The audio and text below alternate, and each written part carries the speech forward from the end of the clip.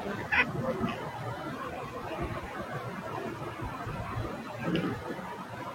الحمد لله نحمده ونستعينه ونستغفره من يهده الله فلا مضل له ومن يضلله فلا هادي له وأشهد أن لا إله إلا الله وحده لا شريك له وأشهد أن محمدا عبده ورسوله يا أيها الذين آمنوا اتقوا الله حق تقاته ولا تموتن إلا وأنتم مسلمون يا أيها الناس اتقوا ربكم الذي خلقكم من نفس واحدة وخلق منها زوجها وبث منهما رجالا كثيرا ونساء واتقوا الله الذي تساءلون به والأرحام إن الله كان عليكم رقيبا يا أيها الذين آمنوا اتقوا الله وقولوا قولا سديدا يصلح لكم أعمالكم ويغفر لكم ذنوبكم ومن يطع الله ورسوله فقد فاز فوزا عظيما أما بعد فإن خير الحديث كتاب الله وخير الهدي هدي محمد صلى الله عليه وسلم وشر الأمور محدثاتها وكل محدثة بدعة وكل بدعة ضلالة وكل ضلالة في النار وقال تعالى أعوذ بالله من الشيطان الرجيم وممن خلقنا أمة يهدون بالحق وبه يعدلون عن ثوبان رضي الله تعالى عنه قال قال رسول الله صلى الله عليه وسلم لا تزال طائفة من أمة ظاهرون على الحق لا يضرهم من خذلهم حتى يأتي أمر الله وهم كذلك رواه مسلم وقال رسول الله صلى الله عليه وسلم بدأ الإسلام غريبا وسيد كما بدأ فتوبى للغرباء قال وما للغرباء يا رسول الله قال الذي يصلحون ما أفسد الناس رواه الترمذي যাবতীয় প্রশংসা আল্লাহ রাব্বুল আলামিনের জন্য, যার ঐকান্তিক মেহেরবানিতে আত-তাকওয়া জামে মসজিদ গাজীপুরে আজকের জুমার খুতবা ও সালাত আদায়ের উদ্দেশ্যে যে আল্লাহ সুবহানাহু ওয়া তাআলা আমাদেরকে একত্রিত হওয়ার সুযোগ দান করেছেন, কৃতজ্ঞতা আদায় করছি আলহামদুলিল্লাহ। দরুদ ও সালাম বিশ্ব মানবতার মুক্তির দূত, মহাবিপ্লবের মহানায়ক, যার আদর্শকে বাস্তবায়ন করার লক্ষ্যে আমাদের সার্বিক কর্মপ্রয়াস মুহাম্মদুর রাসূলুল্লাহ সাল্লাল্লাহু আলাইহি ওয়াসাল্লামের প্রতি যাবতীয় দরুদ ও সালাম। প্রিয় উপস্থিতি, আজ জুমার খুতবার আলোচ্য বিষয় ফেরকায়ে নাজিয়া, মুক্তিপ্রাপ্ত দল কারা এবং তাদের বৈশিষ্ট্যসমূহ। উক্ত শিরোনামে পবিত্র কোরআন ও বিশ্বনবীর মুখ মিশ্রিত বাণী থেকে কোরআন ও সুন্নাহর আলোকে এক দালিলিক আলোচনা উপস্থাপন করার চেষ্টা করব ইনশাআল্লাহুল আজিজ। রব্বিশ রাহ লি সাদরি ওয়া ইয়াসসির লি আমরি ওয়াহলুল উকদাতাম মিন লিসানি ইয়াফকাহু কওলি। রাসূলুল্লাহ সাল্লাল্লাহু আলাইহি ওয়াসাল্লাম যে দিন তার উম্মার মাঝে রেখে বিদায় নিয়েছেন, যে দিন প্রচারের জন্য তিনি পরবর্তী যারা উম্মাহ তাদের দায়িত্ব দিয়েছেন, কালের আবর্তনে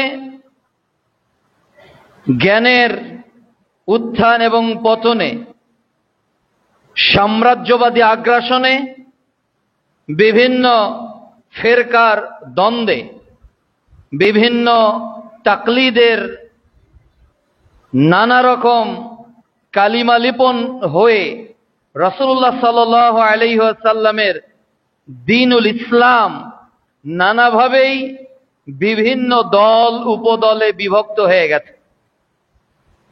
এই দল এবং উপদলে বিভক্ত হওয়া ইসলামের মধ্যে খাঁটি মুসলিম কারা, কারা নাজাত পাবে দুনিয়াতে এবং কর্মের কারণে, আমল ও ঈমানের কারণে আখিরাতে, বিষয়টা দিন যত অতিবাহিত হয়ে যাচ্ছে আজকে আমাদের কাছে অনেকটা ধোঁয়াশার মতো মনে হচ্ছে।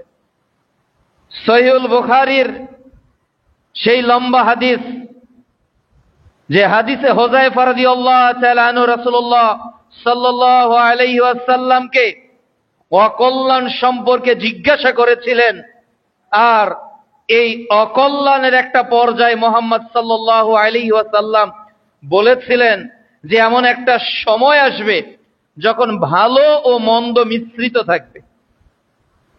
একটা মানুষের জবান থেকে সহিহ বুখারীর হাদিসও বের হবে, আবার জাল হাদিসও বের হবে। একই আলোচকের মুখে কোরআন ও সুন্নাহর বিশুদ্ধ তাফসীর বের হবে, আবার নিজের মন গড়া কোরআন ও হাদিসের অপব্যাখ্যাও বের হবে।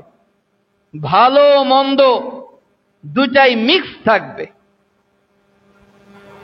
এমন সময় হবে, সহিহ বুখারীর 3612 নম্বর হাদিস, রাসূলুল্লাহ সাল্লাল্লাহু আলাইহি ওয়াসাল্লাম বলছেন যে যারা দাঁড়িয়ে থাকবে তারা নিজেরাই জাহান্নামের দরজায়, রাহাবাররা নিজেরাই আহ্বানকারী, যারা তাদের আহ্বানে সাড়া দিবে অনুসারীদেরকে নিয়ে তারা জাহান্নামে প্রবেশ করবে। পরিস্থিতি এত জটিল ও কঠিন হয়ে যাবে। এই পরিস্থিতিতে ফেরকায়ে নাজিয়ার মধ্যে নিজেকে আঁকড়ে ধরে রাখা, ফেরকায়ে নাজিয়াকে তালাশ করা, আনটিল আওয়ার ডেথ, এটার উপর ইস্তেকামাত থাকা, in this present situation it is so much complicated. এটা খুবই কমপ্লিকেটেড বর্তমান পরিস্থিতিতে।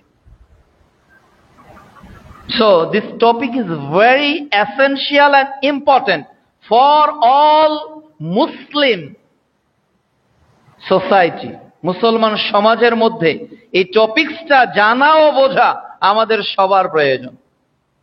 এটা এমন একটা আলোচনা যা দুই ভাইয়ের মধ্যে ডিভাইডেড করে দেয়। এটা এমন একটা আলোচনা যা বাবা ছেলেকে আলাদা করে দেয়। এটা এমন একটা আলোচনা যা স্বামী স্ত্রী থেকে আলাদা করে দেয়। এটা এমন একটা আলোচনা যা ভাই ভাই থেকে আলাদা করে দেয়। দলিল কোরআনুল কারীম। সত্য যে আল্লাহর পক্ষ থেকে এসেছে, এই সত্যের রাহবার, এই সত্যের পথের পথিক যারাই হবে, নানাভাবে কোণঠাসা করার অপপ্রচেষ্টা চলবে।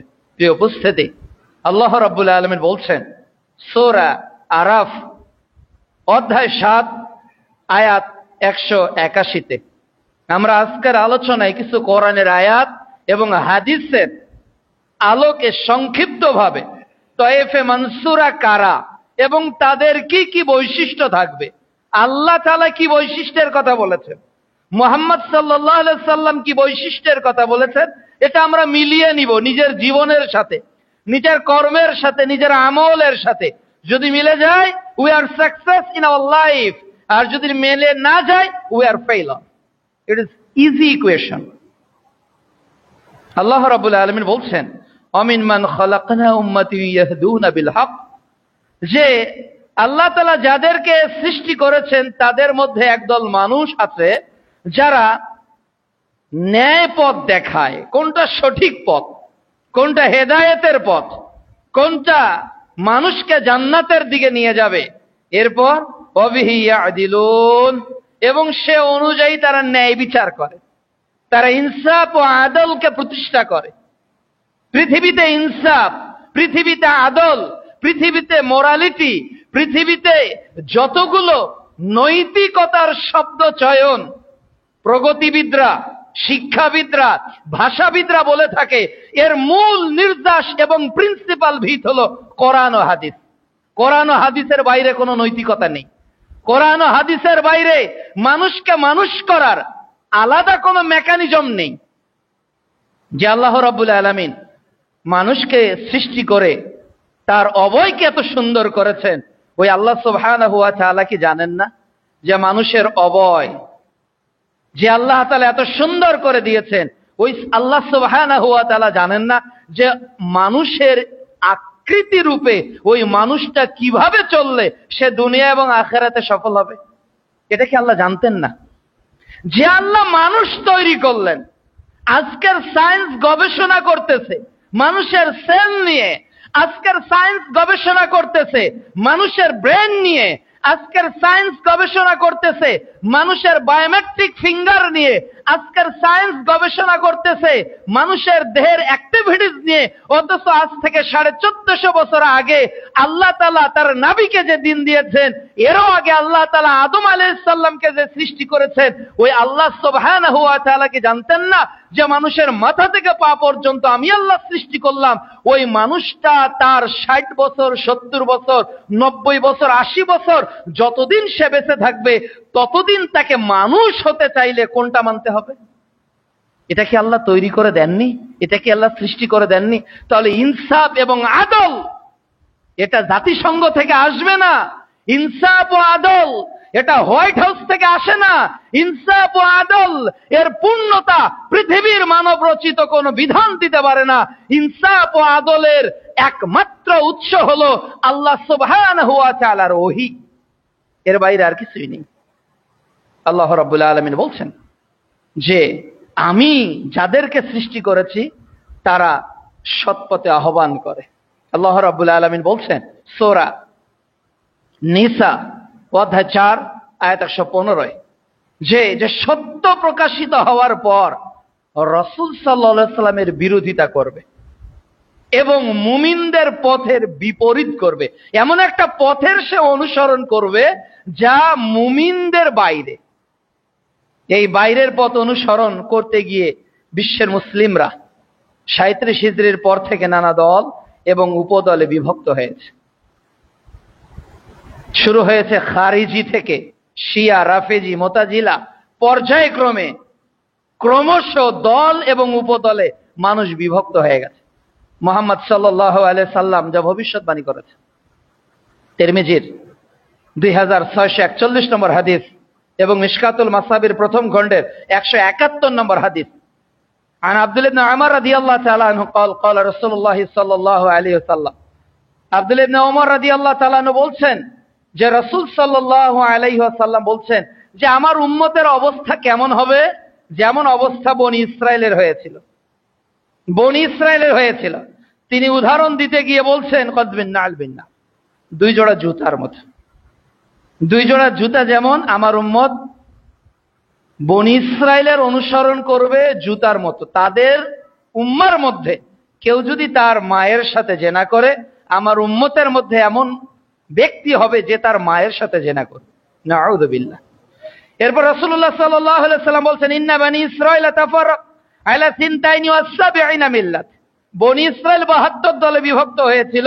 ওয়া তাফতারিকু উম্মতি আলা 73 মিল্লাত, আর আমার উম্মত ভাগ হতে হতে হতে হতে 73টা দল হয়ে যাবে। তাহলে who are the save group and what's the character? তাহলে এই 73 দলের মধ্যে কারা সেভ, কারা নাজাত প্রাপ্ত এবং তাদের চরিত্র কি? সাহাবাগণ জিজ্ঞাসা করলেন যে ওমান ইয়া রাসূলুল্লাহ, আল্লাহ রাসূল তাদের আসলে মানে তাদেরকে আমরা চিনব কিভাবে? প্রত্যেকটা জিনিস চেনার কিছু সিনচন থাকে, কিছু নিদর্শন থাকে।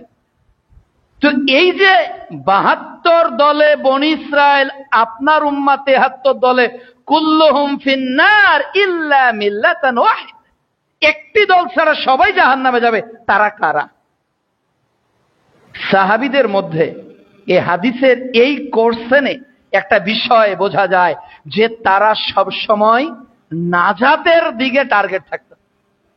তাদের প্রশ্নটা কি সংক্রান্ত হলো? নাজাত। একই কথা বলছে হুযায়ফা রাদিয়াল্লাহু তাআলা আনহু যে সবাই কল্যাণ সম্পর্কে জিজ্ঞাসা করে, আমি অকল্যাণ কেন? যাতে আমি অকল্যাণের মধ্যে নিজে পড়ে না যাই। তার মানে আবু হুযায়ফা রাদিয়াল্লাহু তাআলা আনহু আলটিমেটলি চাচ্ছে যে আমি কিভাবে সেফ এক্সিট হব, আমি কিভাবে দুনিয়া থেকে এক্সিট হয়ে জান্নাতে যেতে পারবো, এই পথটা কি? সাহাবারাও জিজ্ঞাসা করলো তাহলে ওই দলটি কারা? যে দলটি হবে ফিরকায়ে নাজিয়া। রাসূলুল্লাহ সাল্লাল্লাহু আলাইহি ওয়াসাল্লাম বলেন, ক্বালা মা আনা আলাইহি ওয়া আসহাবি। রাসূল সাল্লাল্লাহু আলাইহি ওয়াসাল্লাম বলেন, আমি এবং আমার সাহাবীরা। কোন বর্ণনা এসেছে আল ইয়াউম, আজকের দিনে আমি এবং আমার সাহাবীরা যার উপর আছি, এই দলটাই হলো তায়েফে মানসুরা। তাহলে এখন এই হাদিস থেকে আমাদের লার্নিং পয়েন্ট গুলো কি কি? নাম্বার 1, আমাদের চিন্তা চেতনায়, আমাদের গবেষণায় ফার্স্ট প্রায়োরিটি থাকবে কোন ব্যক্তির, কোন দলের, বড় কোন স্কলারের, বিশাল যে সংখ্যাধিক্য যে মানুষ তাদের না, বরং আমাদের মূল লক্ষ্য থাকবে মূলত নাজাত মিলবে কিসে। সাহাবীগণ কিন্তু ম্যাক্সিমাম পিপলের কথা কোশ্চেন করেননি, বরং নাজাতের কোশ্চেনটা করেছেন। কাজে আপনার আমার তামান্না এবং আগ্রহ থাকবে আমি মুক্তি পাবো কিসে। কোন যুক্তি তর্ক বাহাস ছাড়াই নাজাতের রাস্তা কি বলে দেন। নাজাতের রাস্তা কি? মা আনা আলাইহি ওয়া আসহাবি, আমি এবং আমার সাহাবীরা। এখন রাসূলুল্লাহ সাল্লাল্লাহু আলাইহি ওয়াসাল্লাম এবং তার সাহাবীরা কোন পথের পথিক ছিল? কিসের অনুসরণ তারা করতেন? কিসের আহ্বানকারী তারা ছিলেন? তাদের মূল দাওয়াতের লক্ষ্য, মিশন, ভিশন কি ছিল? এইগুলো যদি আমরা ফাইন্ড আউট করতে পারি তাহলে আমরা সহজেই বের করতে পারবো ফিরকায়ে নাজিয়ার বৈশিষ্ট্য কি কি। রাসূলুল্লাহ সাল্লাল্লাহু আলাইহি ওয়াসাল্লামের সময় কয়টা তরিকা ছিল? সহজ উত্তর না কঠিন হয়ে যাচ্ছে? সহজ। রাসূল সাল্লাল্লাহু আলাইহি ওয়াসাল্লামের সময় তরিকা কয়টা ছিল? একটাই তরিকা ছিল। রাসূলুল্লাহ সাল্লাল্লাহু আলাইহি ওয়াসাল্লামের সময় ইখতিলাফ সাহাবীদের মধ্যে যে হতো, এইটার ফয়সালা কিভাবে হতো? কোরআন সুন্নাহর আলোকে। প্রত্যেকটাই কিন্তু কোরআন হাদিসে আছে। রাসূলুল্লাহ সাল্লাল্লাহু আলাইহি ওয়াসাল্লাম যে আহ্বান করত, এই আহ্বানটা কোন পথের ছিল? এটা কি ব্যক্তির রায় ভিত্তিক নাকি ওহী ভিত্তিক? ওহী ভিত্তিক। তাহলে প্রত্যেকটা আনসার নিতে হবে মান আলাইহি ওয়া সাহাবী। মুহাম্মদ সাল্লাল্লাহু আলাইহি সাল্লাম জীবত্ব দশায় সেই সময় ইসলামের পিউরিটির ফাংশন গুলো কি ছিল, কি স্ট্রাকচার গুলো ছিল, এটা যদি আমরা ফাইন্ড আউট করতে পারি তাহলে আমরা অন্য কোন সেন্টেন্সকে দিয়ে কখনো প্রমাণ করতে পারবো না যে এটা এইটার গঠন প্রণালী। মুহাম্মদ সাল্লাল্লাহু আলাইহি সাল্লামের দিন ছিল একেবারে সিম্পল, আর আমরা ওটাকে কমপ্লেক্স কেউ করেছি, কেউ কম্পাউন্ড করেছি, আমরা তৈরি করেছি। অথচ মুহাম্মদ সাল্লাল্লাহু আলাইহি সাল্লাম দিনকে সহজ করে গেছেন। তাহলে রাসূল সাল্লাল্লাহু আলাইহি সাল্লাম যে দিন রেখে গেছে এই দিন ছিল ওহী ভিত্তিক। তাহলে ফিরকায়ে নাজিয়ার আমল হবে, আকীদা হবে কি ভিত্তিক? ওহী ভিত্তিক। ওহীর বাইরে তারা যাবে না। সূরা আরাফ অধ্যায় 7 আয়াত 3, ফিরকায়ে নাজিয়ার মীমাংসা হবে থুতির জোরে নয়। ফিরকায়ে নাজিয়ার মীমাংসা হবে কোন যুক্তির আলোকে নয়, বরং ফিরকার নাজিয়ার মীমাংসা হবে কোরআন ও সুন্নাহর আলোকে। সূরা নিসা অধ্যায় 4 আয়াত 59।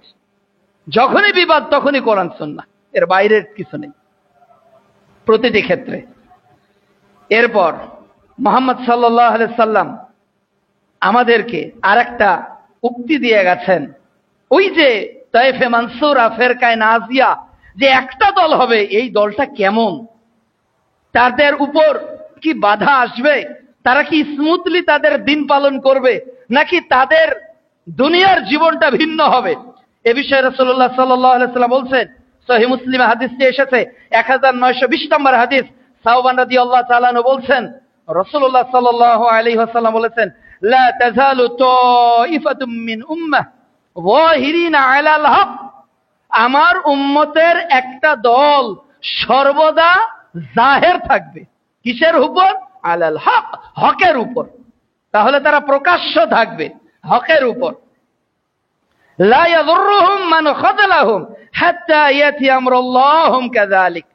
যারা তাদের পরিত্যাগ করবে তারা তাদের কোনো ক্ষতি করতে পারবে না, পরিত্যাগ করবে। তাহলে বোঝা যাচ্ছে হকের অনুসারীরা সমাজে বাজেয়াপ্ত হবে। এরা সমাজের মধ্যে চলমান প্রক্রিয়ার বাইরে কথা বলবে, সমাজে চলমান আমলের বাইরের কথা বলবে। মানুষ পরিত্যাগ করে কাকে? এই পরিত্যাগ করে কাকে, এই হাদিসের ব্যাখ্যা আপনাকে সহিহ বুখারীর প্রথম খণ্ডের ঈমান অধ্যায়ের হাদিসটা নিয়ে আসতে হবে, যে রাসূল সাল্লাল্লাহু আলাইহি ওয়াসাল্লাম যখন খাদিজা রাদিয়াল্লাহু তাআলা আনহার কাছে এসে বললেন আমাকে বস্ত্রাবৃত করো, সহিহ বুখারী প্রথম খণ্ডের 3 নম্বর হাদিস, তখন রাসূল সাল্লাল্লাহু আলাইহি ওয়াসাল্লামকে খাদিজা রাদিয়াল্লাহু তাআলা আনহা বললেন, আপনি ভয় পাচ্ছেন কেন? আপনি ভয় পাচ্ছেন কেন? কে আপনার ক্ষতি করবে? আপনি তো উপকারী সমাজের, আপনি তো আলামিন, আপনি তো অভাবীদের খাবার দেন, আপনি তো মানুষের মালকে গচ্ছিত করে রাখেন, নানা অ্যাডজেক্টিভ, আপনি সমৃদ্ধ, কেন আপনি ভীত হচ্ছেন? আচ্ছা, আপনার এই নার্ভাসনেসকে রিমুভ করার জন্য চলেন ওরাকা বিন নফেলের কাছে নিয়ে যাই। ওরাকা বিন নফেল যে উত্তরটা দিয়েছে এই হাদিসের সঙ্গে কিন্তু এইটার অনেকটা মিসাল আছে। ওরাকা বিন নফেল বলেছিল যে এলাকার লোক তো তোমাকে বহিষ্কার করে দিবে। তাহলে মুহাম্মদ সাল্লাল্লাহু আলাইহি ওয়াসাল্লাম কি দাওয়াত নিয়ে আসলেন যার কারণে এলাকার লোক তাকে বহিষ্কার করবে? আর মুহাম্মদ সাল্লাল্লাহু আলাইহি ওয়াসাল্লাম সহিহ মুসলিমের 1920 নম্বর হাদিসে কি বললেন?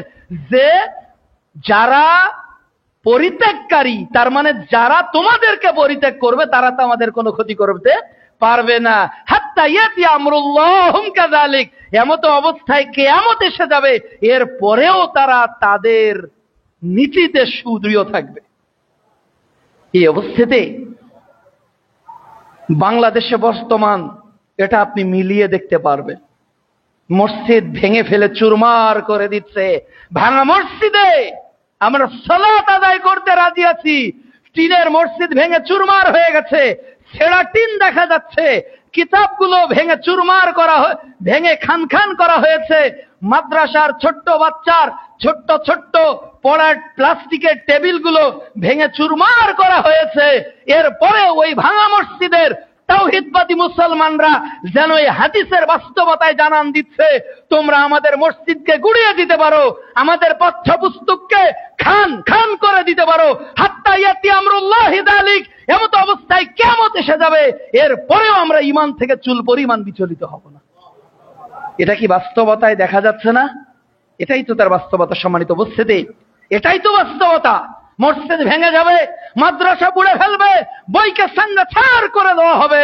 হকপন্থী আলেমরা, হক পথের পথিকরা কখনো থেমে যাবে না। যত আঘাত আসবে নতুন প্রেরণা নিয়ে তারা দুর্বার গতিতে সমাজে হকের দাওয়াতের কাজ করবে।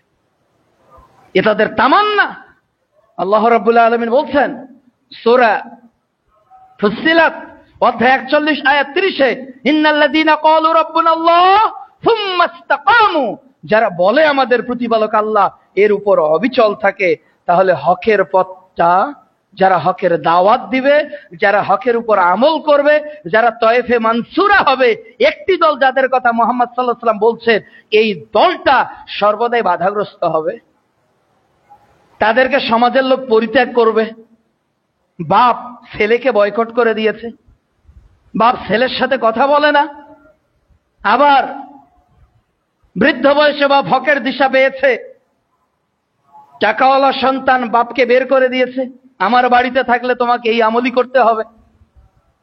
সমাজের মানুষ তাদেরকে হেয় তুচ্ছ করছে, যে যাও খবরদার এই মসজিদে তুমি আসবে না, হয় মসজিদ তৈরি করো না হলে বাড়িতে সালাত আদায় করো, বলছে না? কিন্তু এরপরেও কি যাহিরিনা আলাল হক, এরপরেও সে হক গোপন করেছে না জাহির করেছে? জাহির করছে। 100 মুসল্লি নীরব, একজন আমিন বলে উঠছে, এটা কি জাহির করা নয়? একজন মুসল্লি হকের প্রতি দৃঢ় কণ্ঠে সে তার কথাগুলো বলছে। যখন শিরকের পক্ষে কেউ কথা বলছে, যখন বেদাতের পক্ষে কেউ কথা বলছে, একজন দাঁড়িয়ে যাচ্ছে, জনাব আপনি যে কথা বললেন সেটার দলিল পেশ করেন। এটা হলো যাহিরিনা আলাল হক, তারা হকের উপর জাহের থাকবে। লা ইয়াদুররুহুম মান খাযালাহুম হাত্তা ইয়াতি আমরুল্লাহি ওয়া হুম কাযালিক, এমত অবস্থায় কিয়ামত এসে যাবে, এরপরেও যারা তাদের বিরোধিতা করবে তারা কোনো ক্ষতি করতে পারবে না। এই বিশুদ্ধতা সূচনা মূলত কোথা থেকে? সহিহ বুখারী 3650 নম্বর হাদিস, মিশকাতে হাদিসটি এসেছে সাহাবীদের মর্যাদা অধ্যায়ের 6010 নম্বর হাদিস। রাসূলুল্লাহ সাল্লাল্লাহু আলাইহি সাল্লাম বলছেন, খায়রু উম্মতি করনি, সর্বশ্রেষ্ঠ যুগ হলো আমার উম্মতের মধ্যে আমার যুগ। সাহাবীদের যুগ হলো সর্বশ্রেষ্ঠ যুগ। তাহলে এই যুগটা শ্রেষ্ঠ কে বলছেন? মুহাম্মদুর রাসূলুল্লাহ সাল্লাল্লাহু আলাইহি ওয়াসাল্লাম। এরপর তিনি বলছেন সুম্মাল্লাযিনা ইয়ালুনাহুম সুম্মাল্লাযিনা ইয়ালুনাহুম, এর পরের যুগটা তারপর শ্রেষ্ঠ, তাবিঈদের যুগ। এর পরের যুগটা তারপর শ্রেষ্ঠ, তাবিঈদের যুগ। তাহলে সহিহ বুখারীর এই হাদিস মওজুদ থাকার পরেও শ্রেষ্ঠ যুগের কথা মুহাম্মদ সাল্লাল্লাহু আলাইহি ওয়াসাল্লাম তিনটা বললেন। তিনটা, সহিহ বুখারী 3650 এবং মিশকাতুল মাসাবির 6010 নম্বর হাদিসে তিনি বললেন যে সর্বশ্রেষ্ঠ যুগ হলো আমার যুগ, আমার যে সাহাবীরা তাদের যুগ শ্রেষ্ঠ। এর পরের যুগ তাবিঈদের যুগ, এর পরের যুগ তাবিঈদের যুগ। তাহলে তায়েফে মানসুরার বৈশিষ্ট্য শ্রেষ্ঠ যুগেই খুঁজে দেখতে হবে। নাজাত প্রাপ্ত দলের বৈশিষ্ট্য খুঁজে দেখতে হবে সে যুগে, ওই যুগের মানুষগুলো কেমন ছিল। আবু মুসা আশআরী রাদিয়াল্লাহু তাআলা আনহু ওমর রাদিয়াল্লাহু তাআলা আনহুর বাড়িতে সালাম দিয়েছেন। এই হাদিস আপনাদের জানা আছে, সহিহ বুখারী 87তম পর্ব অনুমতি অধ্যায়ের 6443 নম্বর হাদিস। রাসূল সাল্লাল্লাহু আলাইহি সাল্লাম সালাম দিলেন ওমর রাদিয়াল্লাহু তাআলা আনহুর বাড়িতে, তিনবার উত্তর পেলেন না। ওমর রাদিয়াল্লাহু তাআলা আনহু বললেন, আবু মুসা তোমার কথা দলিল পেশ করো। তাহলে তায়েফে মানসুরার তারা দলিল মুক্ত আমল করতো নাকি দলিল যুক্ত? দলিল যুক্ত। আর এই দলিলটা কি? যে তুমি যে কথা বলছো এটার প্রমাণ দাও। আর আবু মুসা আশআরী রাদিয়াল্লাহু তাআলা আনহু প্রমাণ দিতে গিয়ে কাকে সাবেত করলেন? মুহাম্মদ সাল্লাল্লাহু আলাইহি সাল্লামকে। আর আপনি আপনার আমলকে প্রমাণ করতে গিয়ে কাকে করছেন? দেওবন্দি কোনো মুহাদ্দিসকে, ডক্টরের ডিগ্রিধারী কোনো ব্যক্তিকে, আল আজহার বিশ্ববিদ্যালয় থেকে পাশ করা কোনো স্কলারকে। তাহলে আবু মুসা কার দিকে নিসবত করেছে, আমরা কার দিকে করছি? তাহলে তায়েফে মানসুরা কারা হবে? যারা নিসবত করবে আল্লাহ এবং তার রাসূলের দিকে, এরা হলো তায়েফে মানসুরার অনুসারী। আর যারা নিসবত করবে ব্যক্তি দল বিভিন্ন নীতির প্রতি, যে বিষয়ে উত্তম যুগের লোকেরা আমল করত না, ওটা কখনো ফেরকায়ে নাজিয়ার দলের বৈশিষ্ট্য হতে পারে না। প্রিয় উপস্থিতি, প্রত্যেকটা হাদিসে এইভাবে অনেকগুলো করে বিষয় উল্লেখিত হয়েছে। মূলত আমাদের এই দ্বন্দ্ব চারটি কারণে সমাজে বেশি ছড়িয়ে পড়েছে। আমরা যে দ্বন্দ্বের মধ্যে জড়িয়ে গেছি, আজকের সমাজে দ্বন্দ্বের বিভক্তির যে মৌলিক চারটি কারণ, এক নাম্বার হলো আমরা আমাদের ধর্মীয় ক্ষেত্রে গোঁড়ামিতে লিপ্ত হয়ে গেছি। দুই নাম্বার, রাজনৈতিক ক্ষেত্রে আমরা বিভিন্ন মতদর্শের ইহুদি খ্রিস্টানদের তৈরি করা ইজম ও তরিকার অনুসারী হয়ে যাচ্ছে। কাজে তায়েফে মানসুরার আজকের এই আলোচনা কেবলমাত্র টুপি দাড়িওয়ালা যারা ইসলামপন্থী তাদের নয়, বরং যারা রাজনীতির মঞ্চে রাসূল সাল্লাল্লাহু আলাইহি ওয়াসাল্লামের অনুসৃত পথের অনুসরণ করছে না, তারাও কিন্তু তায়েফে মানসুরার অনুসারী হতে পারবে না। শুধু তাই নয়, যারা অর্থনৈতিক ক্ষেত্রে অর্থনীতি জীবন চালিকা শক্তিকে পুঁজিবাদের দিকে নিয়ে গেছে, সুদ ভিত্তিক অর্থনীতির দিকে নিয়ে গেছে, তারাও কিন্তু হক পথ থেকে বহু দূরে চলে গেছে। এই পথটাও কিন্তু নাজাত প্রাপ্ত দলের কোনো পথ নয়। কেবল আপনি আমার আলোচনায় ধরে নিবেন না আমি ওই ভাইদেরকে লক্ষ্য করে কথা বলছি, জি না, আমি ওই ভাইকে লক্ষ্য করে কথা বলছি না, আমি 800 কোটি মুসলমানকে লক্ষ্য করে কথা বলছি। এই 800 কোটি মুসলমান যদি তয়ফে মানসুরার অনুসারী হতে যায়, তাহলে ধর্মীয় ক্ষেত্রে বলেন, রাজনৈতিক ক্ষেত্রে বলেন, অর্থনৈতিক ক্ষেত্রে বলেন, শিক্ষা ও সাংস্কৃতিক ক্ষেত্রে বলেন, আপামর জীবনের প্রত্যেকটি ক্ষেত্রে কেবল এবং কেবলমাত্র তয়ফে মানসুরার শ্রেষ্ঠ যুগের অনুসৃত পথের অনুসারী আমাদের প্রত্যেককে হতে হবে, না হলে নাজাত মিলবে না, মুক্তি মিলবে না। প্রিয় উপস্থিতি, আজকে ধর্মীয় ক্ষেত্রে তয়ফে মানসুরার ক্ষেত্রে আমাদের বিভক্তিগুলো কি কি? আজকে ধর্মীয় ক্ষেত্রে আপনি যে রবের ইবাদত করেন, যে রবের দাসত্ব করেন, আর এক ভাই ওই রবের দাসত্বকে আলাদা কারোর সঙ্গে যুক্ত করে দিয়েছে। সেটা তাওহীদে রুবুবিয়ার ক্ষেত্রে, তাওহীদে উলুহিয়ার ক্ষেত্রে, তাওহীদে আসমা ও সিফাতের ক্ষেত্রে। আপনি যে আল্লাহর দ্বীনকে পূর্ণাঙ্গ রূপে মেনে চলতে চাচ্ছেন, ওই দ্বীনের ক্ষেত্রে, ধর্মীয় ক্ষেত্রে আজকে তাকলিদকে তারা যুক্ত করে দিয়েছে। আজকে আপনি যে আমলের বিশুদ্ধতার দিকে মানুষকে আহ্বান করছেন, ওই আমলের সুন্নতের পরিবর্তে অনেকে বেদাতের আশ্রয় নিয়েছে। এইভাবে ধর্মকে আমরা নানাভাবে কালিমা লেপন করে মূল জায়গা থেকে দূরে চলে গেছে। 2 নাম্বার, আজকে রাজনীতির ক্ষেত্রে আমরা কার অনুসরণ করছি? আপনি নিজেকে প্রশ্ন করেন তো, রাজনীতির ক্ষেত্রে আপনি কার অনুসরণ করছেন? তাহলে রাজনীতি, কোরআন এমন একটা বিধান যেখানে মুলকিয়াতের উপর কোনো কথা নেই। একটা তো সূরা আছে, সূরাতুল মুলক, মানে রাজত্ব। এই রাজত্ব কার হাতে? আফটার হেয়ার, মানে দুনিয়ার পর যে জগৎ, ওই জগতের রাজত্ব মনে হয় আল্লাহর হাতে। আর বর্তমান এই বাংলাদেশ, এই পৃথিবী নামক যে গ্রহটা আছে, এই গ্রহের দায়িত্ব আল্লাহ 200 কোটি দেশের 200 কোটি নেতাকে দিয়েছে, নাকি এই রাজ্যের মালিকও তিনি? আল্লাহ রাব্বুল আলামিন 7 আসমান ও জমিনকে, এক আসমান থেকে এক আসমানের ব্যবধান কত বছরের পথ? 500 বছরের পথ। তাহলে এইটা হলো দুনিয়া, এইটা হলো দুনিয়া। এখান থেকে 500 বছরের পথ উপরে, 500 বছরের পথ নিচে, এটা নিয়ে দ্বিতীয় দুনিয়া। এরপর 500 বছরের পর উপরে, 500 বছরের পর নিচে, এটা নিয়ে তৃতীয়, এইভাবে চতুর্থ, এইভাবে পঞ্চম, এইভাবে ষষ্ঠ, এইভাবে সপ্তম। এর উপর আল্লাহর আরশ। ওই সপ্তম আসমান এবং জমিনকে হাতে নিয়ে বলবে, আজকে রাজারা কোথায়? আজকের রাজারা কোথায়? স্বৈরাচারীরা কোথায়? আজকে যারা ক্ষমতার দাবি করতে, মালিকগুলো কোথায়? কোন উত্তর আসবে? ওই দিন কোন উত্তর আসবে?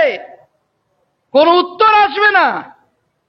আপনার রব আসমানের মালিক, আপনার রব জমিনের মালিক, আপনার রব 7 আসমানের মালিক, আপনার রব 7 জমিনের মালিক, আপনার রব প্রত্যেক অক্সিজেনের মালিক, আপনার রব আপনার দেহ থেকে নির্গত প্রত্যেক কার্বন ডাই অক্সাইডের মালিক, আপনার রব জমিন থেকে উদ্গত প্রত্যেকটা খাদ্যের দানা শস্যের মালিক, আপনার রব আসমান থেকে বাড়ি বর্ষণ করা প্রত্যেকটা ফোঁটা পানির মালিক। এই রব যদি এত কিছুর মালিক হতে পারে, এই রব কি আপনার রাজত্বের, রাজনীতির মালিক হতে পারে না? কেন আল্লাহকে বাধা দিলেন?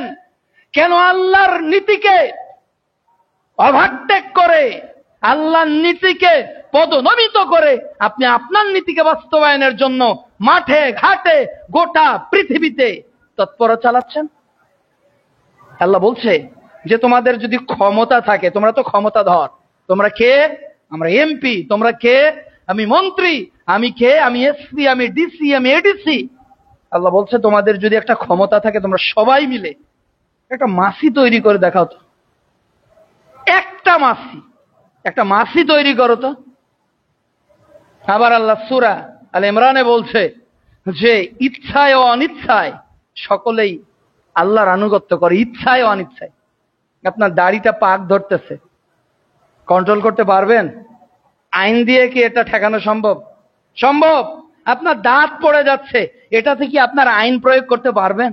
সূর্যকে 1 মিনিট পর ওঠাতে কি বাংলাদেশ সহ বিশ্বের সব দেশ যদি জাতিসংঘে আইন পাশ করে যে আগামীকালকে সূর্যটা সকাল 8টায় উঠবে, সূর্য কি কথা শুনবে? তাহলে কোথায় আপনার ক্ষমতা? তাবারাকাল্লাযী বিয়াদিহিল মুলক। তাহলে রাজত্বের ক্ষেত্রে আপনি কার অনুসারী? এখানে আপনাকে তয়ফের মনসুরা মুহাম্মদ সাল্লাল্লাহু আলাইহি ওয়াসাল্লাম বলছেন যে আমরা তাকে নেতৃত্ব দেই না যে চেয়ে নেয়, যে নেতৃত্বের আকাঙ্ক্ষা করে। যারা চেয়ে নেয়, যারা আকাঙ্ক্ষা করে, তারা তায়েফে মানসুরার অনুসারী নয়। হাদিস বুখারী মুসলিমের। আপনি যত বড়ই টুপিওয়ালা দাড়িওয়ালা হন, কোরআনের সামনে আপোষ করতে হবে, যুক্তি দিবেন না, দয়া করে যুক্তি দিবেন না, আপোষহীন চিত্তে মেনে নেন। তর্ক করা তো শয়তানের লক্ষণ। দলিল দেওয়ার পরও তর্ক আসবে কেন? আপনি বুঝতে পারেন নাই, রেসপেক্টের সাথে কোশ্চেন করতে পারেন, নট লজিক। সামি'না ওয়া আতা'না। যুক্তি দিয়ে যদি ধর্ম চলতো তাহলে মাসাহ পায়ের পাতাতে করতে হতো, উপরে না, নিচে করতে হতো।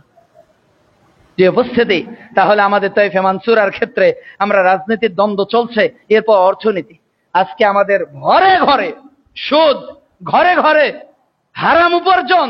সহিহ বুখারীর 259 নম্বর হাদিস, ক্রয় বিক্রয় অধ্যায়ে রাসূলুল্লাহ সাল্লাল্লাহু আলাইহি ওয়াসাল্লাম বলছেন যে এমন একটা জামানা চলবে, আসবে, মানুষ উপার্জন করবে, হালাল হারাম বিবেচনা করবে না।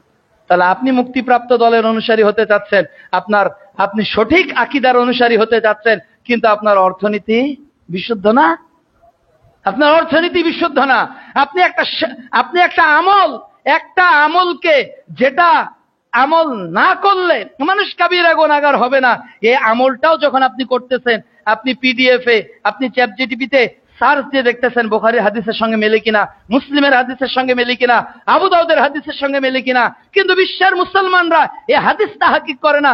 আরে সহিহ বুখারী ঈমান অধ্যায়ের 52 নম্বর হাদিসটা একটু দেখি। মুহাম্মদ সাল্লাল্লাহু আলাইহি ওয়াসাল্লাম বলছেন, হালাল স্পষ্ট, হারাম স্পষ্ট, এর মাঝখানে যে সন্দেহজনক বস্তু আছে, এর থেকে যে বেঁচে থাকলো সে তার ঈমানকে পূর্ণ করলো, যে সন্দেহের মধ্যে পড়লো সে হারামের মধ্যেই পড়লো। এই হাদিস কি আপনি দেখেননি? আপনি কি হাদিস দেখেননি? ইন্নাল্লাহা তাইয়্যিব লা ইয়াকবালু ইল্লা তাইয়্যিবা, আল্লাহ পবিত্র, তিনি পবিত্র ছাড়া কিছু গ্রহণ করেন না। আপনি কি হাদিস দেখেননি? লা ইয়াদখুলুল জান্নাতা জাসাদুন গুযিয়া বিল হারাম, ওই দেহ জান্নাতে যাবে না যে দেহ হারাম উপার্জনে বড় হয়। আপনি কি হাদিস দেখেননি? মান গাশশানা ফালাইসা মিন্না, যে প্রতারণা করলো ব্যবসার ক্ষেত্রে সে আমার উম্মত নয়। আপনি কি হাদিস দেখেননি? ইন্নাল্লাহা হারামাল খামারা ওয়া সামানাহা, আল্লাহ ব্যবসাকে, আল্লাহ মাদকতাকে হারাম করেছে, এর ব্যবসাকেও হারাম করেছে। তাহলে হক্কুল ইবাদার সঙ্গে আপনি আমি দেখেন আজকের অর্থনীতির ক্ষেত্রে কোথায় তায়েফে মানসুরার, ধর্মের ক্ষেত্রে হয়তো আমরা তায়েফে মানসুরার কিছুটা অনুসরণ করতে চেষ্টা করতেছি, কিন্তু রাজনীতির ক্ষেত্রে তো বালাই নেই। মাঠে দেখা যাচ্ছে, পোস্টারে দেখা যাচ্ছে, মোটরসাইকেলের পরিবহনে দেখা যাচ্ছে, কে আল্লাহর দিন চায় আর কে আব্রাহামুল লিঙ্কনের দিন চায়, কে আল্লাহর পথের পথিক। ওই যে বললাম, যাহিরুন আলাল হক, একটি দল হকের উপর থাকবে, গোটা সমাজ এক পক্ষে, আর ওরা বলবে মুহাম্মদ সাল্লাল্লাহু আলাইহি ওয়াসাল্লাম। অধিকাংশ ব্যক্তির রায়, অধিকাংশ ব্যক্তির মতামত, অধিকাংশ ব্যক্তির নীতির বিরুদ্ধে কোরআনে 100-এরও বেশি আয়াত তাদের বিরুদ্ধে রয়েছে। যেখানে কাসীরা, যেখানে আকসার, ওখানেই ক্ষতি, আর যেখানে কলিলাম, যেখানে মাইনরিটি, ওখানেই সাকসেস। বরং মুহাম্মদ সাল্লাল্লাহু আলাইহি ওয়াসাল্লামকে বলছে সূরা আনামের 116 নম্বর আয়াতে, ওয়া ইন তুতি আকসারা মান ফিল আরদ ইউযিল্লুকা আন সাবিলিল্লাহ, যদি তুমি অধিকাংশ লোকের রায় মেনে নাও, তাহলে তোমাকে পথচ্যুত করবে তারা। অধিকাংশ, মেজরিটি মাস্ট বি গ্রান্টেড। আজকে 57টা মুসলিম রাষ্ট্র, আল্লাহর দিন, খেলাফতের কথা বলছি না, আজকে বাংলাদেশে এত ইসলামিক দল, খেলাফতটা কি এটা জাতিকে জানাচ্ছে না। খেলাফতটা কি? খেলাফত নেতৃত্ব নির্বাচন কি? ইসলামের খেলাফত কিভাবে প্রতিষ্ঠা হয়েছে? মুহাম্মদ সাল্লাল্লাহু আলাইহি ওয়াসাল্লাম এর সর্বশ্রেষ্ঠ যুগের যে 4 জন খলিফা ছিলেন, হযরত আবু বকর রাদিয়াল্লাহু তাআলা আনহু, দ্বিতীয় খলিফা ওমর রাদিয়াল্লাহু তাআলা আনহু, তৃতীয় খলিফা ওসমান রাদিয়াল্লাহু তাআলা আনহু, চতুর্থ খলিফা আলী রাদিয়াল্লাহু তাআলা আনহু, শ্রেষ্ঠ যুগের ভিতরে, এরা না বাইরে? যদি ভিতরে হয়, এদের স্থিতি কি ছিল? নারী, পুরুষ, হিন্দু, বৌদ্ধ, খ্রিস্টান, ডোম, ম্যাটর সবাই সাপোর্ট দিয়ে আবু বকরকে নেতা করেছে, ওমরকে নেতা করেছে, আলীকে নেতা করেছে, ওসমানকে নেতা করেছে? কোনোদিনও করেনি। তো উপস্থিতি, কাজেই আমাদের উচিত হককে গ্রহণ করা রাজনীতির ক্ষেত্রে। এরপর শিক্ষা ও সংস্কৃতি। আমরা বলি education is the backbone of a nation. আমরা বলি এই যে আমাদের ফেস্টিভ্যাল চলছে, বিভিন্ন উৎসব চলছে, এগুলো কি ইসলামিক নাকি সব অপসংস্কৃতি? বন্ধ হলো পূজার, মাদ্রাসাও বন্ধ, স্কুলও বন্ধ, স্কুলও বন্ধ, মাদ্রাসাও বন্ধ। তাহলে এদেশে অন্তত মাদ্রাসাগুলো কি স্বতন্ত্র নয় যেখানে কোরআন হাদিস শেখানো হয়? আজকে সংস্কৃতির ক্ষেত্রে পহেলা বৈশাখের ভাতা হিন্দুও পাচ্ছে, মুসলমানও পাচ্ছে। সংস্কৃতিকার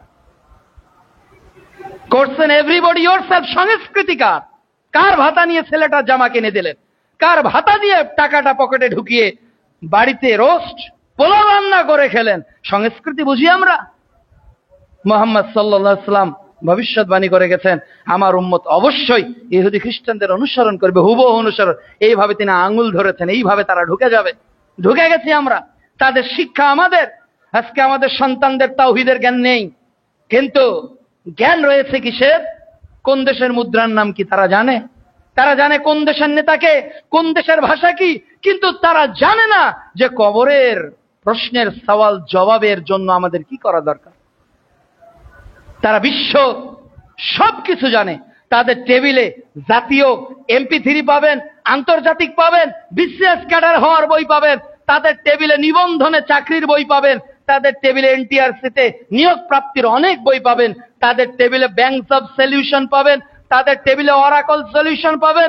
দুর্ভাগ্য, এদেশের এই পৃথিবীতে জাহান্নামের আবর্জনা থেকে বাঁচিয়ে নিজেকে কিভাবে জান্নাতের পথে নিয়ে যেতে হবে, এই সলিউশন আজকে কোন শিক্ষিত সমাজে, কোন স্কুল কলেজ ইউনিভার্সিটির পাঠ্য তালিকায় নেই। কেন নেই? তার মানে শিক্ষার ক্ষেত্রে, সংস্কৃতির ক্ষেত্রে আপনি ইকরা বিসমি রাব্বিকাল্লাযী খলাকের অনুসরণ করছেন না, আপনি আবার তাইফে মনসুরার অনুসারী হতে যাচ্ছেন, তা সম্ভব না। এক্ষেত্রে মৌলিক কথা হলো এই, রাসূলুল্লাহ সাল্লাল্লাহু আলাইহি ওয়াসাল্লাম বলছেন, সহিহ মুসলিমের 91 নম্বর হাদিস এবং মিশকাতের 5108 নম্বর হাদিস, আল কিবরু বাতরুল হক। অহংকার কি? সত্যকে এড়িয়ে চলা। অহংকার কি জিনিস? সত্যকে এড়িয়ে চলা আর মানুষকে তুচ্ছ জ্ঞান মনে করা। তাহলে অহংকার কার মধ্যে আছে যে আজকের এই সত্য কথাকে গ্রহণ করবে না, এড়িয়ে চলবে? তারাই হলো অহংকারী। এ পর্যায়ে রাসূলুল্লাহ সাল্লাল্লাহু আলাইহি ওয়াসাল্লামের আরেকটি হাদিস আমরা জানবো, যে হাদিসে তিনি তাইফে মানসুরার আরেকটা বৈশিষ্ট্যের কথা বলতেছেন। মুসনাদে আহমদের 26736 নম্বর হাদিস এবং মিশকাতুল মাসাবির 5059 নম্বর হাদিস। রাসূলুল্লাহ সাল্লাল্লাহু আলাইহি ওয়াসাল্লাম বলছেন, বাদা আল ইসলামু গারিবান ওয়া সায়াদু কামা বাদা ফাতুবা লিল গুরাবা। তিনি বলছেন ইসলাম অপরিচিত অবস্থায় শুরু হয়েছে, ইসলাম আবার অপরিচিত অবস্থায় ফিরে যাবে। ফাতুবা লিল গুরাবা, গোরাবা রাই হলো সফল। জিজ্ঞাসা করা হলো, কিলা মানিল গোরাবা ইয়া রাসূলুল্লাহ, আল্লাহ রাসূল এই গোরাবা কারা? রাসূল সাল্লাল্লাহু আলাইহি ওয়াসাল্লাম বললেন, আল্লাযী ইউসলিহুনা মা আফসাদান নাস, ওরা হলো ওই সমস্ত ব্যক্তি যারা মিটিয়ে যাওয়া ইসলাম পুনরুদ্ধার করবে, সংস্কার করবে। যারা মিটিয়ে যাওয়া ইসলাম সংস্কার করবে, তারাই হলো গোরাবা, তারাই হলো তাইফে মানসুরা, তারাই হলো যাহিরিন আলাল হক, তারাই হলো একটি দল যাদের কথা এতক্ষণ থেকে আমরা আলোচনা করতেছি। এই হাদিসে মুসনাদে আহমদের এবং মিশকাতুল মাসাবির এই হাদিসে পেলাম, আল্লাযী ইউসলিহুনা মা আফসাদান নাস, মানুষ যা মিটিয়ে ফেলেছে, মানুষ যা ধ্বংস করে দিয়েছে, মানুষ যা বিলীন করে দিয়েছে, তারা এটা কি করে? ডিসকভার করে, আবার আবিষ্কার করার চেষ্টা করে। এই জন্য মুহাম্মদ সাল্লাল্লাহু আলাইহি ওয়াসাল্লাম তাবরানীর অন্য এক বর্ণনা বলেন, সিলসিলাতুস সাহিহা হাদিসে এসেছে যে এমন একটা জামানা আসবে, জামানা থেকে বলা হচ্ছে জামারা সাবরান, ধৈর্যের যুগ। সেই সময় যারা আমার সুন্নতের উপর ইস্তেকামাত থাকবে, আঁকড়ে ধরবে, অন্য বর্ণনায় এসেছে মাড়ির দাঁত দিয়ে আঁকড়ে ধরবে, তারা 50 জন শহীদের মর্যাদা পাবে। 50 জন শহীদের মর্যাদা পাওয়া এত সহজ বিষয় নয়। 50 জন শহীদের মর্যাদা তারাই পাবে যারা গালি সহ্য করবে, এরপর বেদাতের সামনে আপোষ করবে না, যারা মার খেয়ে খেয়ে নিঃশেষ হয়ে যাবে, মাজারে সেজদা দিবে না, যারা জীবনের জেল জুলুমকে হাসি মুখে বরণ করে নিবে, আল্লাহর দ্বীনের কায়েম করতে গিয়ে পাশ্চাত্যের কোন জাহিলিয়াতের সামনে তারা 1 মিনিটের জন্য আপোষ করবে না। হাসি হয়ে হোক, জেল হয় হোক, আঘাত আসে আসুক, লাঞ্ছনা আসে আসুক, তিরস্কার আসে আসুক, যায় আসে না। সফল তারা, কামিয়াব তারা যারা সংস্কার করবে সমাজকে। সংস্কার করা কি সহজ জিনিস? দাঁত তুলতে কি ব্যথা লাগে না?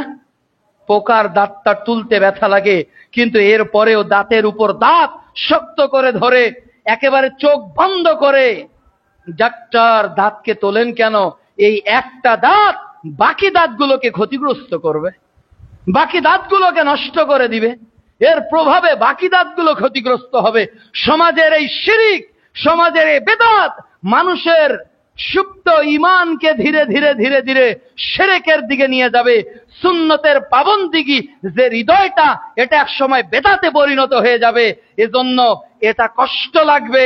এ বিষয়ে যখন আপনি কথা বলবেন অনেকে কষ্ট পাবে, এ বিষয়ে যখন আপনি কথা বলবেন অনেকে ব্যথা পাবে। কিন্তু একটা ভাইরাস একটা সমাজের কত ক্ষতি করে, করোনা দিয়ে কি আমরা টের পাচ্ছি না? প্রিয় উপস্থিতি, এজন্য তারা সংস্কারপন্থী হবে, সংস্কার করবেন। এজন্য বাংলাদেশের একজন প্রখ্যাত বিদ্বান বলছেন যে আল্লাহ তাআলা যে ইসলামকে পাঠিয়েছেন, এই ইসলামের উপর এতটা কালিমা লেপন হয়েছে, এতটা তালি যুক্ত হয়েছে যে কাপড়ে তালি দিতে দিতে এমন অবস্থা যে আসল কাপড় কোনটা এটা বোঝা যায় না, বোঝা যায় না। মুহাম্মদ সাল্লাল্লাহু আলাইহি ওয়াসাল্লাম যে ইসলাম পৃথিবীতে নিয়ে এসেছেন, যে দিন পৃথিবীতে নিয়ে এসেছেন, ওই দিনে শিরক পড়তে পড়তে পড়তে পড়তে আজকে ব্যক্তি পূজার নামে, মাজার পূজার নামে, এরপর রাজনীতি পূজার নামে, দল পূজার নামে, বিভিন্ন তরিকা পূজার নামে যে শিরিকের উত্থান হয়েছে, আকীদাগত শিরিক, ভালোবাসায় শিরিক, বিশ্বাসগত শিরিক, কর্মে শিরিক, আজকে নওয়াকিদুল ঈমানের যতগুলো কারণ মুসলমানদের মধ্যে বদ্ধমূল হয়ে গেছে। আবার সুন্নতের জায়গায় একটার পর একটা আমল আমরা ঢুকিয়ে দিয়েছি। মসজিদে ঢুকিয়েছি, আযানে ঢুকিয়েছি, মাদ্রাসায় ঢুকিয়েছি, এরপর ঈদের মাঠে ঢুকিয়েছি, মরার বাড়িতে ঢুকিয়েছি, কোরআন তেলাওয়াতে ঢুকিয়েছি, তারাবিতে ঢুকিয়েছি, ঈদের মাঠে ঢুকিয়েছি। বাংলাদেশে ইসলামের ইবাদতের এমন কোন জায়গা নেই আজকে যেটা বেদাত মুক্ত। এটা সংস্কার করা দাঁত উঠার চেয়ে অনেক কঠিন। দাঁত উঠার জন্য ব্যথা একটা মানুষ সহ্য করবে, কিন্তু 30 বছরের আমল ছেড়ে দিতে রাজি না। একজন প্রখ্যাত আলেমে দ্বীন বলছে যে আপনারা এই আমলটা এভাবেই করে যান, যত গোনা হবে কিয়ামতের মাঠে আমি নিব। নিজ কানে শুনছি, যত গোনা হয় আমি নিব। আপনারা ফরজ সালাতের পর মুনাজাত করে যান, যদি এর জন্য আল্লাহ আমাদেরকে গোনা দেয়, আল্লাহর কসম আমি এই গোনার ভাগ নিব বিচারের মাঠে। কত বড় ঠিকাদারি তার! তাহলে এই যে কথা বলছে না, আর একজন বলতে বলতে বলতে বলছে বলছে যে হবে না হবে না, আমি বলছি হবে না, না তো না, দন্তের নয় কারে না, কোরআনে থাকলেও না, হাদিসে থাকলেও না, আমি যেহেতু বলছি। That's call law, that's call principal, that is wrong way. Right way is the holy Quran and authentic hadith. ব্যক্তির রায়, কোন মত, কোন তাকলিদ কখনো হকের মানদণ্ড হতে পারে না। হকের মানদণ্ড হলো ওহীভিত্তিক দাওয়াত, ওহীভিত্তিক আমল। আর তার সংস্কার করবে কারা? যারা তায়েফে মানসুরা। তাদের মনে একটা আকাঙ্ক্ষা থাকবে, ভাইটার সাথে একটু দেখা করি, ভাই একটু বইটা পড়বেন কি? না না তোমার ভাই একটু পড়ে দেখেন না, দেখেন না, দেখেন বইটা পাতলা হলেও কি হবে, দেখেন এক দিয়ে দেওয়া আছে, বুখারী, মুসলিম, আবু দাউদ, তিরমিজি, ভাই একটু পড়ে দেখেন না, পড়ে দেখেন, যদি ভুল থাকে তারপর বলেন। তার মানে তার মনে একটা মানুষ পরিবর্তন করার কি থাকে? তামান্না থাকে। ভাই একটু ওই আলোচকের আলোচনাটা একটু শুনবেন কি? দলিল ভিত্তিক কোন হাদিস কোন গ্রন্থের উনি বলে বলে বলছে, একটু শুনবেন কি? তার মধ্যে সমাজ সংস্কারের একটা কি থাকে? সুপ্ত বাসনা থাকে। সে ট্রেনে গেলেও, বাসে গেলেও, অটোতে গেলেও, বিমানে গেলেও সর্বদাই সে সমাজকে কি করতে চায়? সংস্কার করতে চায়। এটা হলো তায়েফে মানসুরার অনুসারী। আরেকটি কথা, আরেকটি বৈশিষ্ট্যের কথা সহিহ কোরআনুল কারীমের সূরা বাকারার 143 নম্বর আয়াতে এসেছে, তারা মধ্যমপন্থী হবে। তারা কি পন্থী হবে? মধ্যমপন্থী। 143 নম্বর আয়াত। তারা চরমপন্থী হবে না। কাবিরা গুনাহগার মানে লোকটা কাফের না। আবার তুমি নামাজ না পড়ো বাবা, আপত্তি নেই, কোরআন না পড়া আপত্তি নেই, কিছুই না করলেও হবে, যদি একবার খাজা বাবার মুরিদ হলে নামাজ রোজা লাগে না। বলছে না, ল্যাংটা বাবার মুরিদ হলে সালাত সিয়াম লাগে না। এ গজল বানিয়েছে, গান বানিয়েছে, সুরে সুরে আলোচনা করছে যে একেবারে আল্লাহর নিকটবর্তী হতে হতে একেবারে মারিফাতুল্লাহ, একেবারে ফানাফিল্লাহ হয়ে গেছে, বাকাবিল্লাহ হয়ে গেছে, আর কিছু লাগবে না। লা ইলাহা ইল্লাল্লাহ বললেই জান্নাত, কিছুর প্রয়োজন নেই। আবু বকরের ঈমান আর আমার ঈমান এক। এই যে মুরজিয়া যারা শৈথিল্যবাদী, আর একদল হলো খারিজি। কিন্তু তাইফে মানসুরা কারা? যারা মধ্যমপন্থী, কাবিরা গুনাহগার, কাফের নয়, তারা ফাসিক, তারা জালেম, তারা কাফের নয়। এরপর আরেকটি বর্ণনা এসেছে যে সর্বদা তারা আমানতু বিল্লাহি কামা হুয়া বিআসমাইহি ওয়া সিফাতিহি, তারা আল্লাহর ইসম এবং সিফতে যেভাবে আছে সেভাবেই তারা মেনে নেয়। আল্লাহর হাত আছে, কোরআনে তারা জেনেছে। তারা বলে না এটা কুদরতি হাত, তারা বলে না এই হাতের 5টা আঙ্গুল, আবার তারা এটাও বলে না যে আল্লাহ নিরাকার। তার মানে কোরআন এবং সুন্নাতে যেভাবে বর্ণনা আছে আল্লাহর নাম এবং গুণের ক্ষেত্রে ওভাবেই কি করতে হবে? বিশ্বাস করে নিতে হবে। এটা হলো তাইফে মানসুরার আজকে অধিকারী যারা, তাদের বৈশিষ্ট্য। আজকে আল্লাহর হাত বানাতে বানাতে একবার কুদরতি হাত, একবার এটা হাত বানাতে বানাতে একেবারে অনেক দূর নিয়ে গেছে। আল্লাহর গুণকে বর্ণনা করতে করতে অনেক দূর নিয়ে গেছে। আল্লাহর ধন নবীকে দিয়ে, নবীর ধন খাজাকে দিয়ে, এবার রাসূল গেছেন চলে, এবার খাজা তোমার দরবারে খালি ফেরে নাতে খালি হাতে। এই যে আমরা আল্লাহর গুণকে রাসূলের গুণে গুণান্বিত করেছি, আল্লাহ যা নবীও তা, আল্লাহ যা নবীও তা, যিনি আল্লাহ তিনি রাসূল, যিনি রাসূল তিনি আল্লাহ। লা ইলাহা ইল্লাল্লাহ। আজকে আমাদের সমাজে এই যে আল্লাহর নাম এবং সিফাত এর ক্ষেত্রে যেভাবে আছে এইভাবেই। সূরা শুআরা অধ্যায় 42 আয়াত 11 আল্লাহ তাআলা বলছেন আল্লাহর সাদৃশ্য কোনো কিছুই নেই। সূরা আলাক, সূরা ইখলাস অধ্যায় 112 আয়াত 4 ওয়ালাম ইয়াকুল্লাহু কুফুয়ান আহাদ, তার সমতুল্য কেউ নেই। কাজে আল্লাহ রাব্বুল আলামিনের নাম এবং গুণাবলীর ক্ষেত্রে প্রকাশ্য যে অর্থটা সেটাই নিতে হবে। অনুরূপভাবে আল্লাহ কোথায় আছেন? আল্লাহ তাআলা স্পষ্ট করেছেন কোরআনের 60টি আয়াতে, উইদাউট কন্ডিশনে মেনে নিতে হবে আল্লাহ এইভাবে আছেন। প্রিয় অবস্থাতে আপনারা একটু এগিয়ে আসেন, যেহেতু মুসল্লি সংকুলান হচ্ছে না। এটা হলো আরেকটি গুণাবলী, যারা পাশাপাশি যারা হাঁটুতে হাত দিয়ে আছেন, হাঁটুতে হাত, অনেকে দেওয়ালে হেলান দিয়ে আছেন। Please change your place. ওই যে বাচ্চাটা আছে পিছনে, হেলান দেওয়া যাবে না। এই যে বাচ্চাগুলো হেলান দিয়ে আছে, 3 মাথা দিয়ে খুতবা শুনবেন না, একটু মনোযোগী হয়ে খুতবা শুনবেন। প্রিয় উপস্থিতি, এরপর আরেকটি বর্ণনা, আল্লাহ রাব্বুল আলামিন বলছেন যে তাদের প্রচেষ্টা হবে ঐক্যবদ্ধ প্রচেষ্টা। সূরা সাফ অধ্যায় 61 আয়াত 4 আল্লাহ তাআলা বলছেন ইন্নাল্লাহা ইউহিব্বুল্লাযীনা ইউকাতিলুনা ফী সাবিলিহি সাফফান কাআন্নাহুম বুনিয়ানুম মারসুস, তারা আল্লাহর পথে লড়াই করে যেন তারা সীসা ঢালানো প্রাচীর। আপনাকে আমাকে যারা তায়েফে মানসুরা হবে তারা আল্লাহর পথে সংগ্রাম করবে, লড়াই করবে। সূরা তাওবা আল্লাহ তাআলা বলছেন যে অধ্যায় 9 আয়াত 110 আল্লাহ বলছেন, সূরা সাফ অধ্যায় 61 আয়াত 10 আল্লাহ তাআলা বলছেন আমি একটা ব্যবসার কথা কি তোমাদেরকে বলবো না, যে ব্যবসা তোমাদেরকে মর্মান্তিক আযাব থেকে বাঁচাবে। এটি হলো আল্লাহর পথে কি করা? সংগ্রাম করা, লড়াই করা। মুমিন জীবন হবে জিহাদের জীবন, মুমিন জীবন হবে সংগ্রামের জীবন। মুমিন সংগ্রাম করবে শিরকের বিরুদ্ধে, মুমিন সংগ্রাম করবে বেদাতের বিরুদ্ধে, মুমিন সংগ্রাম করবে কুফরির বিরুদ্ধে, মুমিন সংগ্রাম করবে তাগুতের বিরুদ্ধে, যাবতীয় কুফরির বিরুদ্ধে। মুমিনের সংগ্রাম করবে শয়তানের বিরুদ্ধে, যাবতীয় হারামের বিরুদ্ধে। মুমিনের সংগ্রাম আমৃত্যু চলতে থাকবে। প্রিয় উপস্থিতি, কাজেই একজন মুমিনের জীবনে যতগুলো কর্ম ফেরকায় নাজিয়ার জন্য হওয়া দরকার, এইভাবে কোরআন ও সুন্নায় আরো অনেক বর্ণনা রয়েছে, যে বর্ণনাগুলোর হলো তায়েফে মানসুরা বা হকপন্থী দলের। মূলত আমরা আলোচনার যদি সামারাইজ করতে চাই তাহলে বলতে চাই যে ফেরকায় নাজিয়ার তারা আল্লাহ রাব্বুল আলামিন যে দ্বীন ব্যবস্থা পাঠিয়েছেন এই অনুযায়ী তারা মানুষকে একটা পথের আহ্বান দেয়, যেটা আল্লাহ রাব্বুল আলামিন সূরা আরাফের 181 নম্বর আয়াতে বলেছেন সঠিক একটা পথের কথা আল্লাহ তাআলা সূরা নিসার 115 নম্বর আয়াতের কথা বলেছেন, 18 নম্বর সূরা কাহাফের 29 নম্বর আয়াতের কথা বলেছেন, এবং এই আয়াতের দাওয়াত হলো সূরা আরাফ অধ্যায় 7 আয়াত 3 আল্লাহ তাআলা উল্লেখ করেছেন। অনুরূপ ভাবে দলে যে মানুষ উপদলে বিভক্ত হবে, এই 73টি দলের মধ্যে তায়েফে মানসুরার এখানে যে আল্লাহ রাসূল সাল্লাল্লাহু আলাইহি ওয়াসাল্লাম যে বৈশিষ্ট্যটা উল্লেখ করেছেন, যে তারা হলো আমি যার অনুসরণ করি এবং আমার সাহাবীরা আজকের দিনে যার উপর আছে। আল্লাহ তাআলা তার নবীকে কি অনুসরণ করার কথা বলেছেন, এটা আল্লাহ কোরআনের অনেক জায়গায় বলেছেন। সূরা হক্কাক অধ্যায় 69 আয়াত 44, 45, 46, সূরা মাইদা অধ্যায় 5 আয়াত 67, এভাবে অনেক জায়গায় বলেছেন।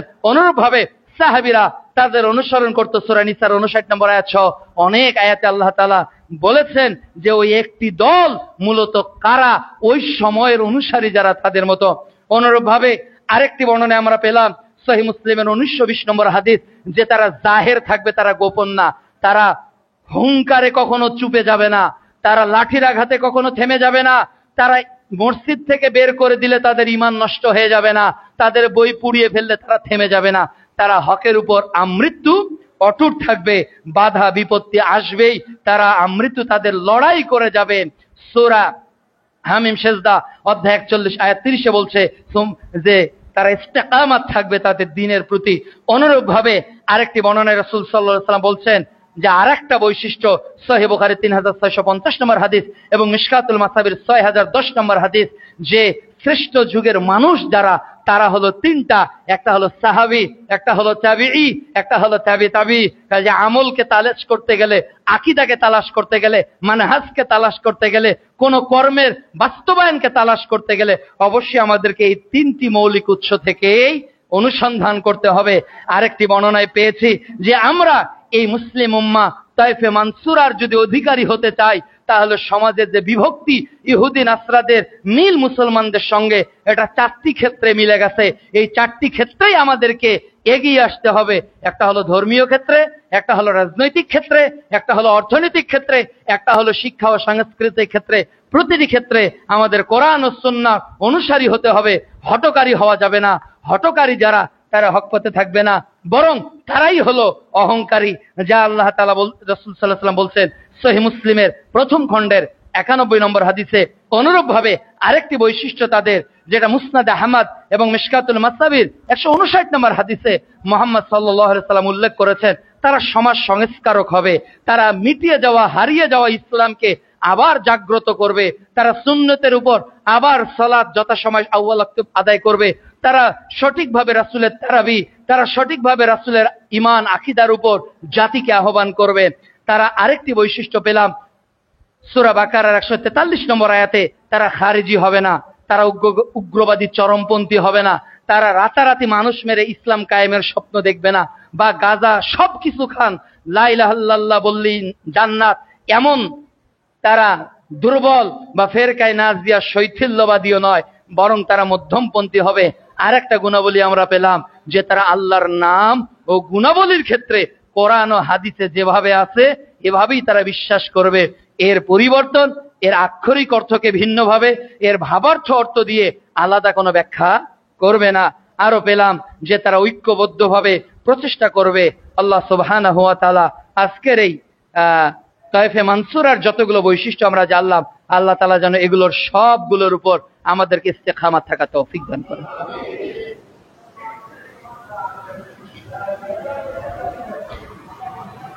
আলহামদুলিল্লাহি ওয়াহদা ওয়াসসালাতু ওয়াসসালামু আলা মান লা নাবিয়্যা বা'দা।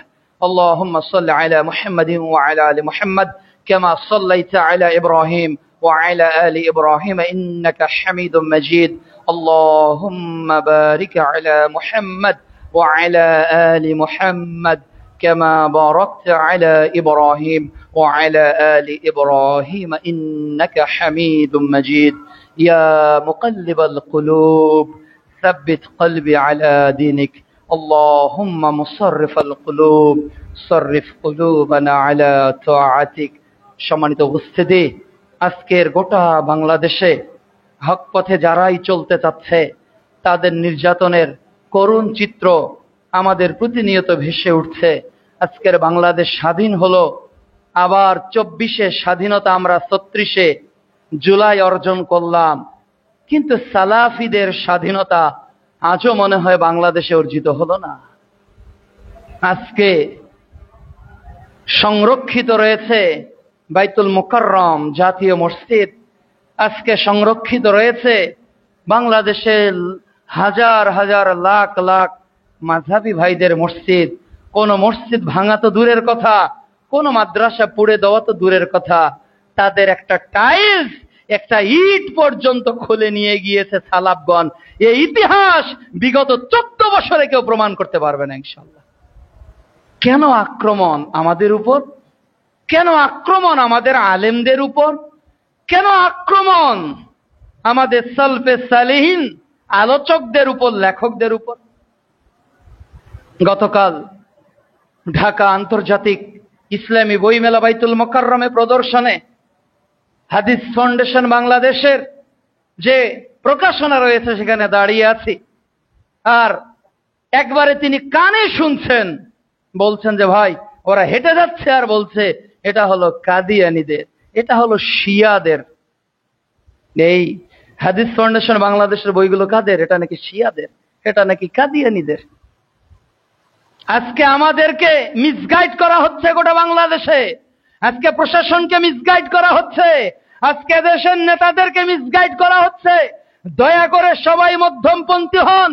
আজকে যদি মাযহাবীরা তাদের কথা বলতে পারে, আজকে যদি হানাফি ভাইরা তাদের কথা বলতে পারে, শাফি ভাইরা তাদের কথা বলতে পারে, মালিকি ভাইরা তাদের কথা বলতে পারে, আটরশির ভাইরা তাদের কথা বলতে পারে, মাইজভান্ডারের ভাইরা তাদের কথা বলতে পারে, আজকে দেওয়ানবাগীরা যদি তাদের কথা বলতে পারে, এদেশের স্বাধীন নাগরিক হিসেবে বাংলাদেশের 4 কোটি আহলে হাদিসের যত মসজিদ এবং মাদ্রাসা আছে আমাদেরকে স্বাধীনভাবে কথা বলার সুযোগ করে দিতে হবে। যতবার আঘাত আসবে নতুন শক্তি নিয়ে কিন্তু আমরা জাগিয়ে উঠবো ইনশাআল্লাহ। আমাদেরকে দমানো যায়নি, যাবেও না ইনশাআল্লাহ। কেন? জাহিরিন আলাল হক। আল্লাহ রাসূল বলেছেন হাত্তা ইয়াতি আমরুল্লাহি ওয়া হুম কাযালিক। এরা মরবে না, এদের মারাও সম্ভব না। একজন হকপন্থী আলেম টিকে থাকলে গোটা পৃথিবীতে বেদাতি শিরিকপন্থীদের ঘুম হারাম হয়ে যায়, হারাম হয়ে যায়। আল্লাহ রাব্বুল আলামিন যেন আমাদের হকের প্রতি আমৃত্যু ইস্তেকামাত থাকার তৌফিক দান করেন। আল্লাহ ফেরকায় দল্লা নয়, 72টা কাতারের অনুসারী নয়, বরং কিয়ামতের দিন সবার আগে যারা জান্নাতের অনুসারী হবে, যারা তয়েফে মানসুরা, আল্লাহ তাদের দলে আমাদেরকে তুমি দলভুক্ত করে নাও। আল্লাহ যাবতীয় বাতিল ফেরকা থেকে তুমি আমাদের আকীদা আমলকে পরিশুদ্ধ করার তৌফিক দান করো। আল্লাহ তুমি আমাদের এই তাকওয়া মসজিদকে তাকওয়া অর্জনের মসজিদে পরিণত করো। আল্লাহ যত জায়গায়, গতকালকে কালাইতে একজন মুহাদ্দিস, একজন ফাজিল মাদ্রাসার মুহাদ্দিসকে তার দোকানে একটা মুরব্বি দাড়ি পাকা বসে আছে মাথায় টুপি দিয়ে, আর একজন ক্লিন শেভ করা মোটা লোক চলে এসে কষা একটা আঘাত একটা আলেমের গালের মধ্যে মারলো। কিভাবে মারতে পারে তারা? একজন আলেম, তার বাবা তুল্য হবে, পড়ে গেছেন তিনি, এখনো মেডিকেলে ভর্তি আছেন। আমরা দোয়া করি আল্লাহ তুমি তাকে শেফায়ে কামেলা দান করো। আল্লাহ এই থাপ্পড়ের আঘাত যে কালাই উপজেলা জয়পুরহাটে পড়েছে, ওই কালাই উপজেলায় ওই জায়গায় তাওহীদ এবং রিসালাতের মার্কাজ গড়ে উঠবেই উঠবে ইনশাআল্লাহ। তোমাদের লাল রক্ত মাখা চক্ষুকে আমরা পরোয়া করি না, তোমার ওই হাতের আঘাতকে আমরা পরোয়া করি না।